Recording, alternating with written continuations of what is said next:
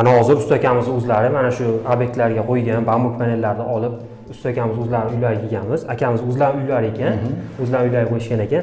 Aka, mana shu bambuk panel haqida fikringiz aka? Bambuk panel xudo xolasa yaxshi. Hali ishlash jarayonlari ham oson, kesilishlari oson.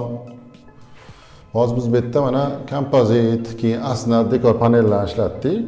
Yaxshi, xudo xolasa, ortiqcha problema bo'lmadi. Ishlashlari zo'r.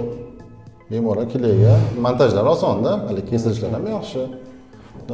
Suvga chidamli, suvga chidamli, issiqqa ham chidamli. Issiqqa ham chidamli. Nima ham shunisi kerak deb o'ylayman.